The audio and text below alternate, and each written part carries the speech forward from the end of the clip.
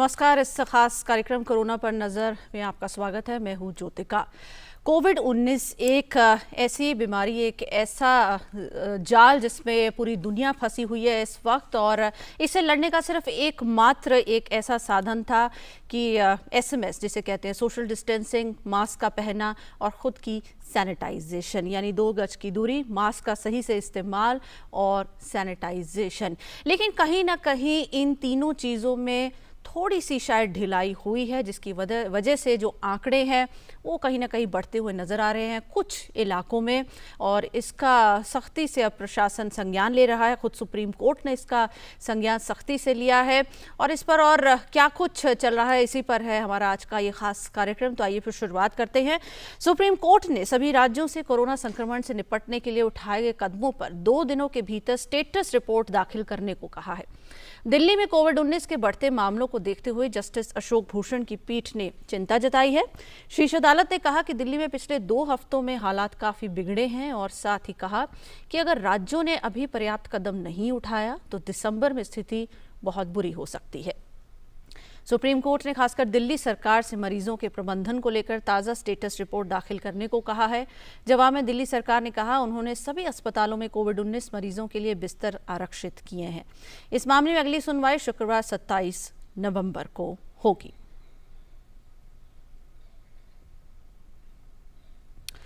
दिल्ली में कोविड-19 को लेकर सुप्रीम कोर्ट ने दिल्ली सरकार को फटकार लगाई है। इसी बीच दिल्ली सरकार ने 2 बाजार बंद करने का फैसला वापस ले लिया है।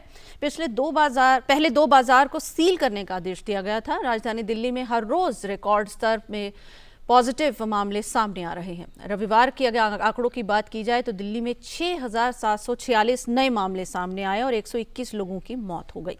वहीं 6,154 लोग ठीक भी हुए हैं।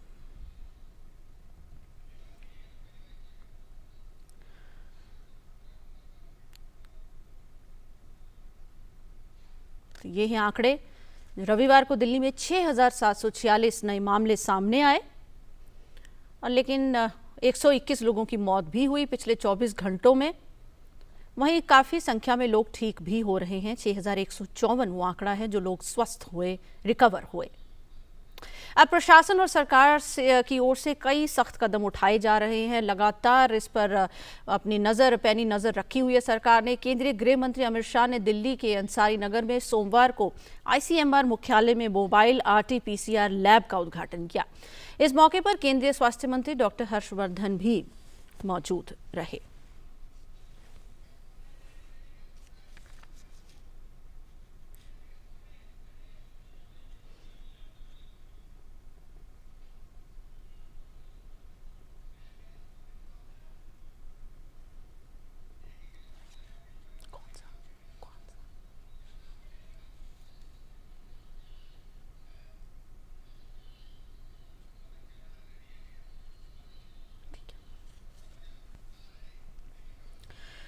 और कोरोना की इस पूरी स्थिति पर बातचीत करने के लिए हमारे साथ विशेष मेहमान जुड़े हुए हैं। हमारे साथ जुड़े हैं मदन मोहन जैरा जी, ब्यूरो चीफ हैं हिंदुस्तान से। मदन जी, बहुत बहुत स्वागत है, नमस्कार आपका हमारे खास कार्यक्रम में। मदन जी, बहुत कोशिशें की जा रही हैं लगातार।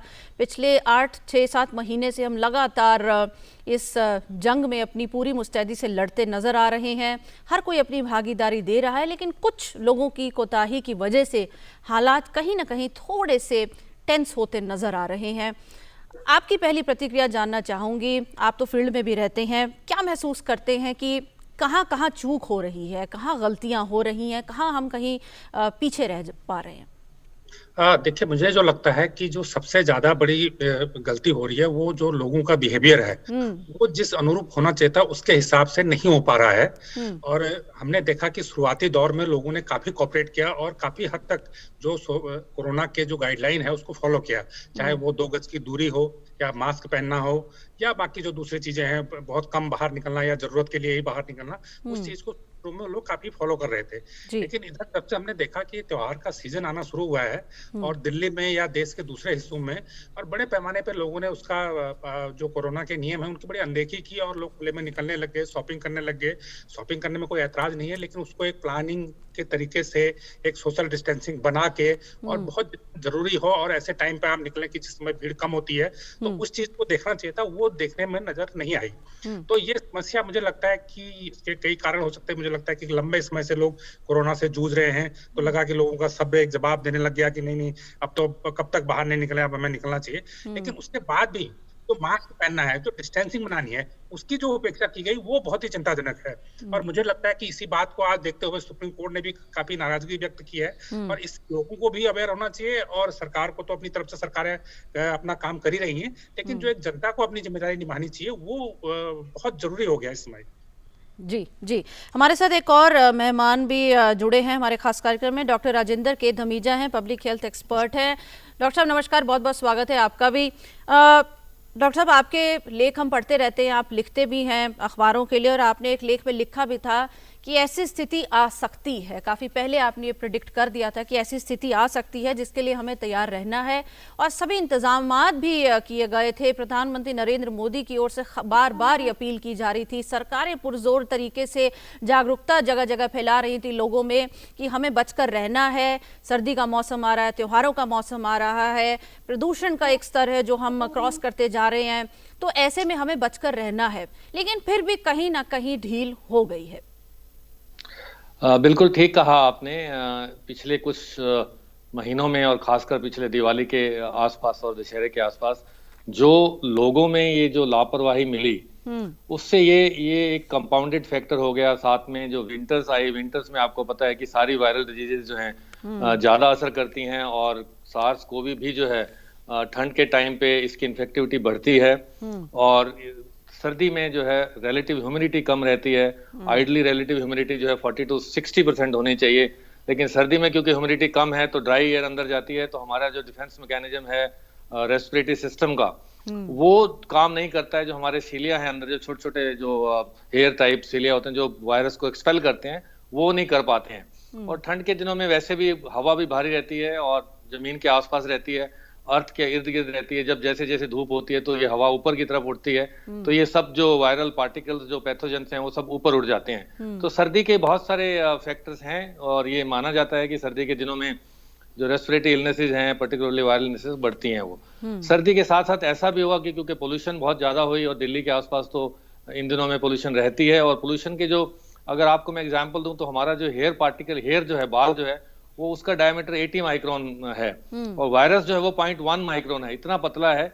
लेकिन पोल्यूशन के टाइम जो 2.5 PM लेवल है, इसमें जो पार्टिकल्स हैं वो वायरस को अपने पास चिपक के वो कैरियर का काम करते हैं, और बड़े एरो जो ड्रॉपलेट्स हैं वो बनाती हैं, और ड्रॉपलेट्स जो है जमीन के आसपास रहते हैं। तो ये भी एक फैक्टर है कि पोल्यूशन देखा गया पोल्यूशन के टाइम पे, और ये साइंस ने बताया है। ये बहुत सारी स्टडीज हुई हैं, इटली में हुई है, चाइना में हुई है, यूके में हुई है, यूएस में हुई है, और सभी जगह पे ये पाया गया कि जहां PM 2.5 ज्यादा है वहां पे कोरोना का इंसिडेंस भी ज्यादा है। तो बहुत सारे फैक्टर्स हैं, और सबसे बड़ा फैक्टर यही रहा कि फेस्टिवल के टाइम पे लोगों ने बाहर जाना शुरू किया, क्राउडेड प्लेस पे गए, तो क्राउड तो इस लाइक ए मैग्नेट, और वायरस के लिए एक बहुत बड़ा फैक्टर है कि जहां लोग इसको ससेप्टेबल लोग मिलेंगे वहीं ये पकड़ा जाएगा, और वायरस जो है जो व्यक्तियों को इन्फेक्ट करेगा।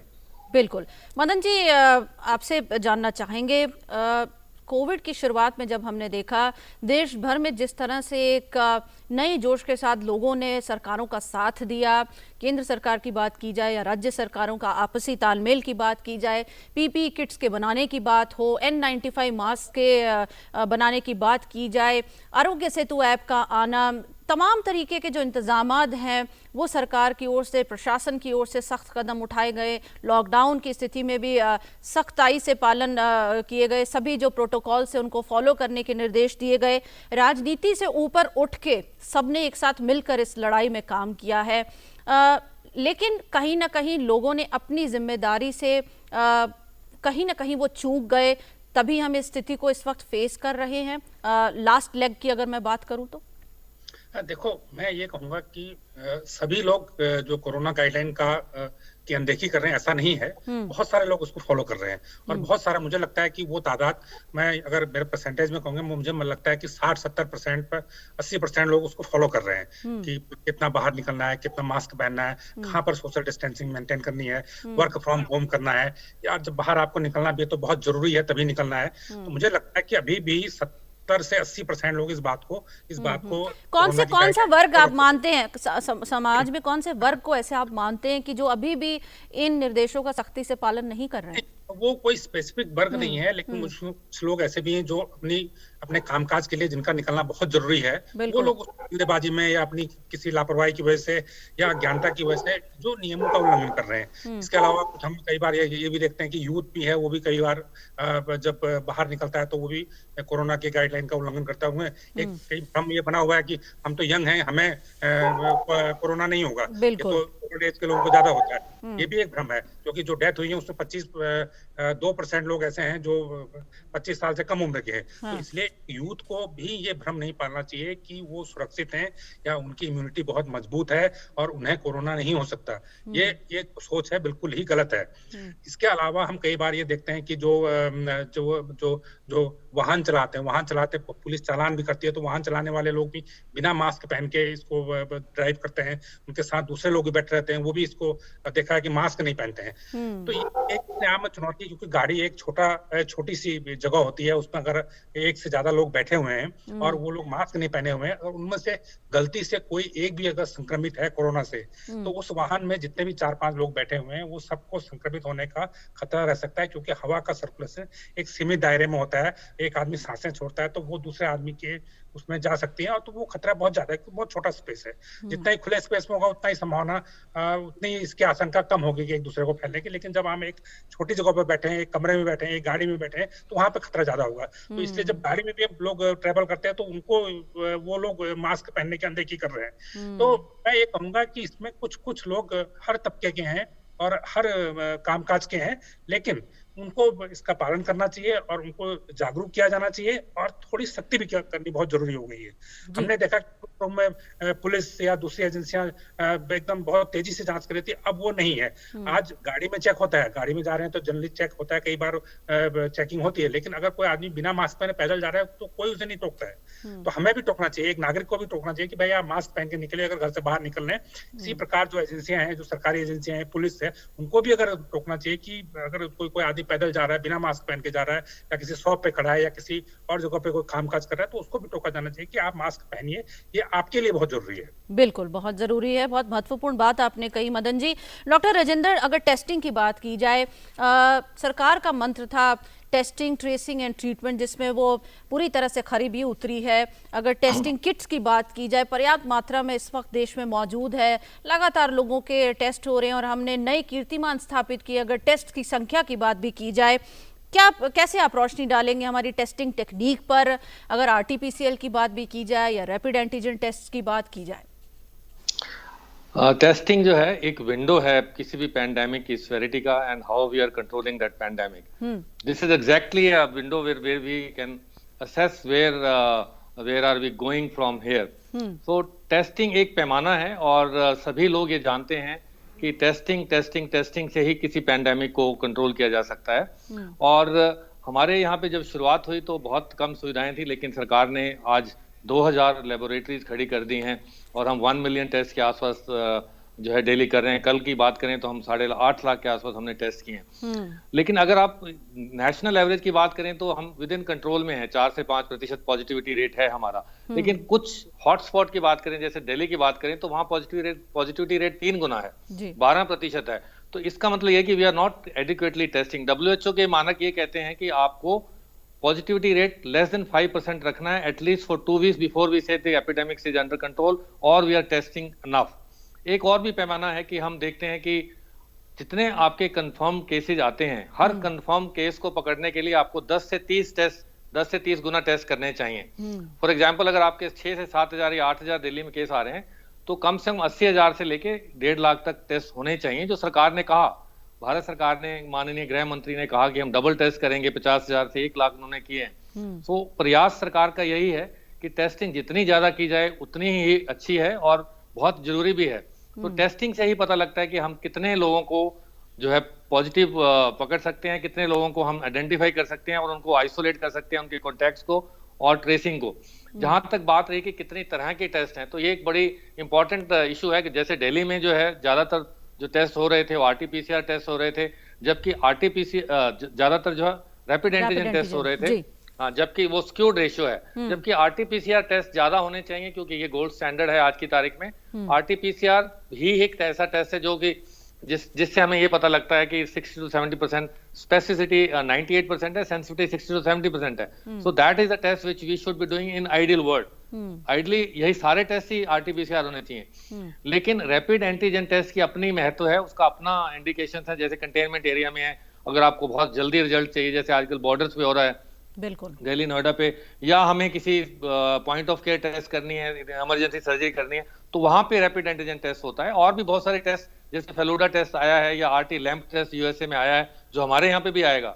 आरटी लैम्प टेस्ट एक ऐसा टेस्ट है जो आरटीपीसीआर का जो है मॉलिक्यूलर टेस्ट लेता है और रैपिड एंटीजन का रैपिडिटी लेता है। So it is a combination, it serves both purpose, rapid भी है और ज्यादा स्पेसिफिक भी है। तो ये जो सारे जो टेस्ट हैं, जैसे एंटीबॉडी टेस्ट को लोगों को कंफ्यूजन है, so antibody test is only for knowing past infection या कम्युनिटी में कितने लोग इन्फेक्टेड हो चुके हैं, जबकि आरटीपीसीआर का जो टेस्ट है वो आज की तारीख में एक्टिव इन्फेक्शन बताता है। सो टेस्टिंग जो स्ट्रेटजी है हमारी सही दिशा में चल रही है, हमें और आगे बढ़ा रहे हैं, लेकिन अभी भी हमें जैसे दिल्ली जैसे शहर में टेस्टिंग की और ज्यादा जरूरत है। बिल्कुल, दिल्ली जैसे शहर में और जरूरत है। और दिल्ली जैसे शहर के सामने और क्या चैलेंजेस हैं इस वक्त की स्थिति को देखते हुए, इस पर और विस्तार से भी बात करेंगे। हमारे दोनों मेहमान हमारे साथ बने हुए हैं। फिलहाल एक छोटे से ब्रेक के लिए रुकते हैं, फौरन हाजिर होंगे। देखते रहिए हमारा खास कार्यक्रम।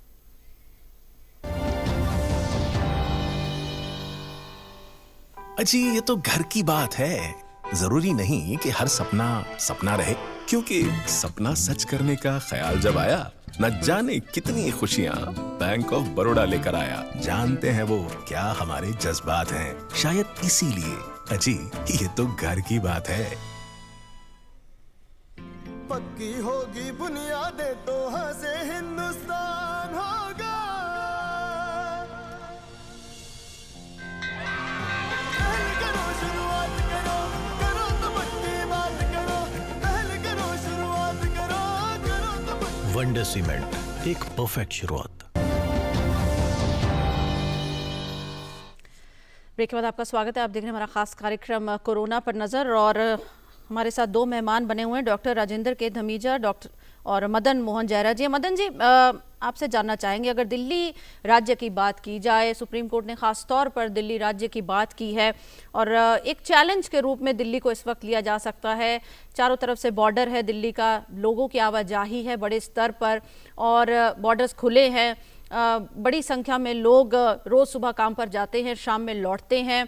और कैसे आप देखते हैं इस चैलेंज को, जहां पर सर्दी बढ़ रही है, इस वक्त जो बाकी बीमारियां हैं वो भी दस्तक दे रही हैं, फेस्टिवल सीजन ऑन है और कोरोना की मार तो हम झेल ही रहे हैं। देखिए, मुझे लगता है जब भी हम दिल्ली की प्लानिंग करें तो हमें पूरा एनसीआर को एक मान के प्लानिंग करनी चाहिए। अगर हम कहें कि दिल्ली में हम एक अलग व्यवस्था बनाएं और नोएडा में अलग बनाएं और गुड़गांव में अलग बनाएं और गाजियाबाद में अलग बनाएं, तो ये मिक्सअप हो जाएगा। तो इसलिए जब भी कोरोना की प्लानिंग हो, टेस्टिंग की प्लानिंग हो या जो भी एक कोई अगर सख्ती करते हैं, तो वो पूरा एनसीआर को ध्यान रख के करनी चाहिए, क्योंकि दिल्ली से आज लोग गुड़गांव भी जा रहे हैं पेशेंट, लेकिन नोएडा से दिल्ली भी आ रहे हैं। तो ये एक मिक्सअप है, हम किसी को मना नहीं कर सकते कि आप यहाँ क्यों आ रहे हैं या हम दिल्ली से नोएडा गुड़गांव क्यों जा रहे हैं ट्रीटमेंट कराने। तो एक इसलिए एक तो पहली कोशिश होनी चाहिए कि जो भी हम प्लानिंग करें, एनसीआर को साथ में, एनसीआर को एक साथ मान के, खासकर दिल्ली जो आसपास के सिटीज हैं उनको एक साथ जोड़ के प्लानिंग करें। दूसरा ये मेरा मानना है कि सुप्रीम कोर्ट ने जो आज सख्ती दिखाई है उसका तो असर होगा। असर इस सेंस में होगा, कई बार क्या होता है कि सरकारें भी बहुत ज्यादा सख्ती इसलिए नहीं करती, उन्हें लगता है कि अगर हम ज्यादा जनता पर सख्ती करेंगे हो सकता है हमें इससे कोई पॉलिटिकल नुकसान न हो जाए।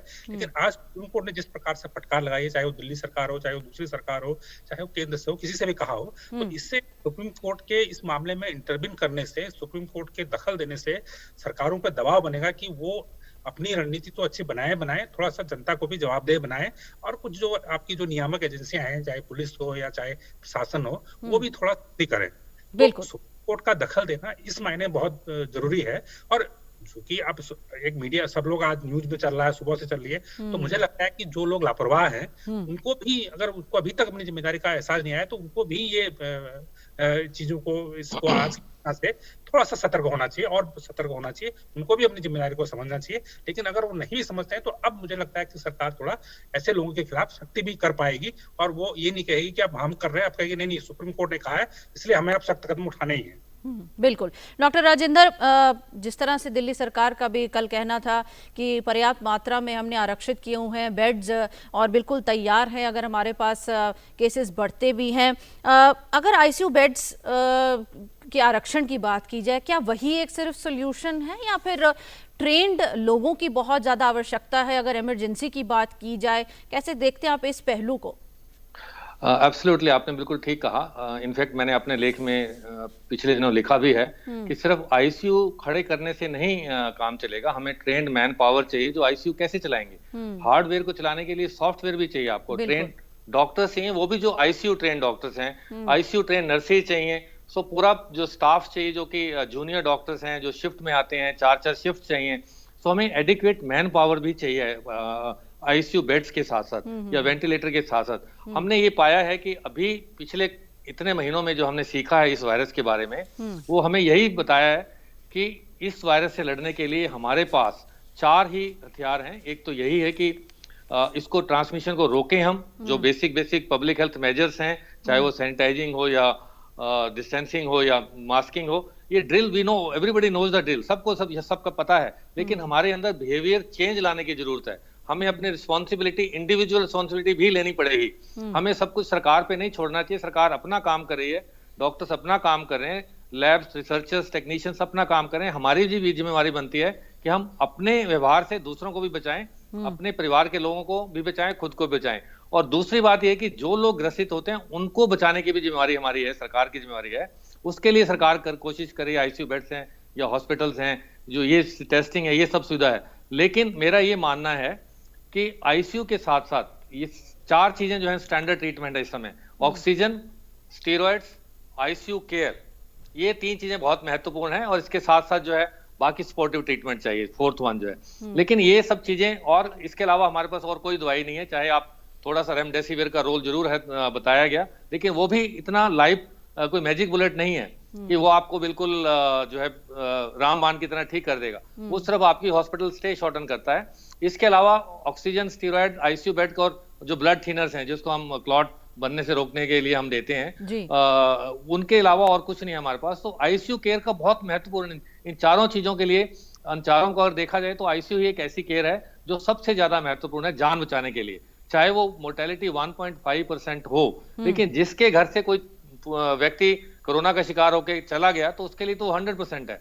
उसके लिए बहुत महत्वपूर्ण है। तो इसको अगर हम इस ढंग से लें कि एक एक जान बहुत कीमती है, और उसके लिए सब सुविधाएं जो है हमने खड़ी की हैं, और इसीलिए लॉकडाउन लगाया गया था ताकि हमारे बहुत सारे मरीज एक ही टाइम पे इकट्ठे हॉस्पिटल्स में ना आए। तो लॉकडाउन का पर्पज ही यही था कि हम अपने रिसोर्सेज को खड़ा करें, अपना इंफ्रास्ट्रक्चर को खड़ा करें, ताकि हम अगर मरीज आते हैं धीरे धीरे तो हम उनको उनकी देखभाल कर सकें। बिल्कुल। डॉक्टर राजेंद्र, चलते चलते वक्त कम है, आने वाले 2-3 हफ्ते बहुत ही क्रूशियल माने जा रहे हैं, ऐसा सभी डॉक्टर्स का कहना है, सभी फ्रंट लाइन जो वर्कर्स हैं, वॉरियर्स हैं, उनका ये मानना है बहुत ही क्रूशियल है अगले आने वाले 2-3 हफ्ते। जहां हमने इतना वक्त सब्र के साथ गुजारा है, हमने साथ दिया है प्रशासन का, सरकार का, अब आने वाले 2-3 हफ्ते एक बार फिर हमारी जिम्मेदारी बनती है कि हम एक दूसरे का साथ दें, अपने आप को सेफ रखें और दूसरों को सेफ रखें, क्योंकि यही एक रामबाण वैक्सीन इस वक्त हमारे हाथ में है, जब तक इसकी ओरिजिनल वैक्सीन नहीं आ जाती।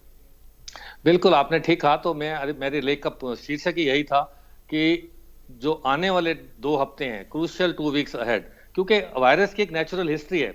आज जो हम केस देख रहे हैं वो 1 हफ्ता पहले एक्सपोजर हुआ है उनको, तभी आज वो सिम्टम्स होके टेस्ट पॉजिटिव आया है, और 1 हफ्ते बाद वो हॉस्पिटल में कुछ लोग उनमें से जाएंगे और उनमें से कुछ लोग सीरियस भी होंगे, और हो सकता है 1 से 2% की मृत्यु भी हो।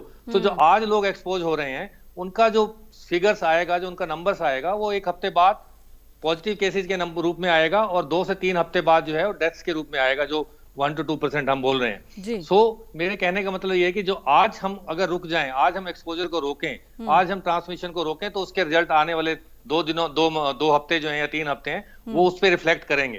तो आज जो हो रहा है वो 2 हफ्ते पहले का रिफ्लेक्ट हो रहा है, और जो आज एक्सपोजर हो रहा है वो 2 हफ्ते बाद आएगा। तो मैं तो एक ही लाइन में कहता हूं कि the virus is here to stay, because the vaccine is still miles away. Very So you have to remember this, always remember this, and it all onus is on us.